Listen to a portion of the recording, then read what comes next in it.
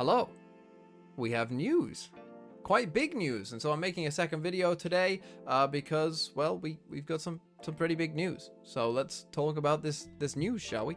It's about the maps. We got this article dropped from Valorant. State of the Maps, July 2024, and I was doing nothing, so I thought I'll make a video. Hello, friends.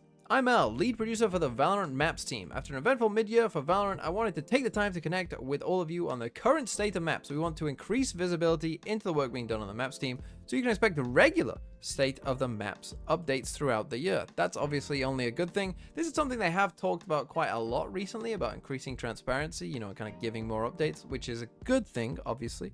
So hopefully they do that. Let's move on to the Abyss launch.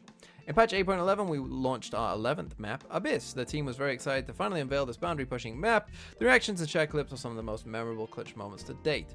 A special shout out to some of the insane operator trick shots. It's always a little nerve-wracking when we introduce a new gameplay paradigm to players. While we won't always have such a noticeable gameplay hook on every map, we want to hear feedback on what resonates with you as a player. Some notable stats since Abyss launched. Over 7 million games have been played on Abyss by over 13 plus million players. That's over 30 million hours of gameplay. So there you go. That's kind of how many, I guess, how many people are kind of regularly somewhat playing Valorant. 9+ million players have fallen off the map in total, whether that by accident or getting knocked off the edge by abilities. I'm sure most of you watching this will be a part of that 9 million. We'll be monitoring Abyss match balance now that it's been added to the competitive map pool. This will allow us to address any balance issues that pop up in the months to come. So of course this is to be expected with any new map. I don't think there'll be anything crazy with Abyss. Balance-wise, I don't think it's a good map, but I think balance-wise, it's not too bad as far as I'm aware, but let me know in the comments if I'm wrong. Map pools. Speaking of balance, I wanted to take a moment to talk about map pools. Map pools are one of the most talked about topics in our community. We introduced map pools 2 years ago in an effort to address variety and mastery concerns. And whilst we've seen some positive outcomes from map pools, we've heard your feedback about some of their shortcomings, and we're looking at opportunities for further exploration. Interesting. One of the exciting things about Valorant wrapping up its 4th year is that players are building an affinity for certain maps. Much like our agents, a player's personal Valorant identity is starting to include the maps that they have the biggest connection to. While I don't have anything to announce today, I do want the Valorant community to know that we are looking closely at how to improve the overall map pool experience. Let's talk about this then. So they're looking for new ways how to improve the overall map pool experience. Now, if I had to guess what that includes, and generally, in fact, them just talking about this, right, that, you know, people are building an affinity for certain maps, right? What does that mean to me?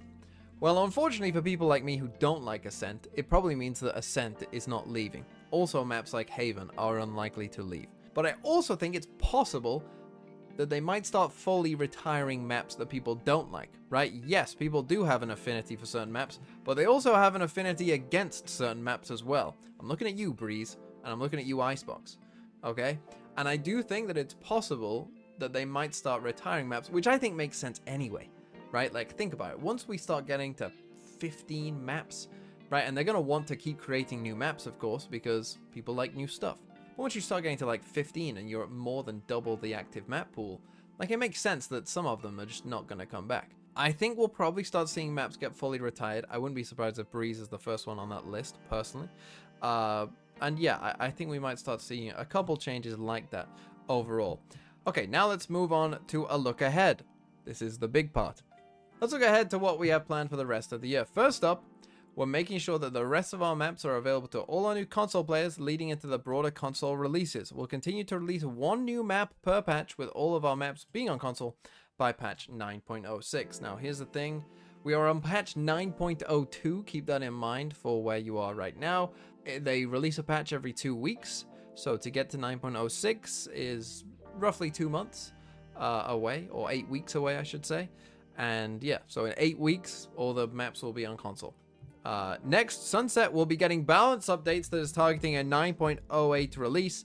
We're exploring design updates to B-Site to help with the post-plant spam gameplay that we've been observing in matches. Expect these changes and maybe some minor quality of life fixes.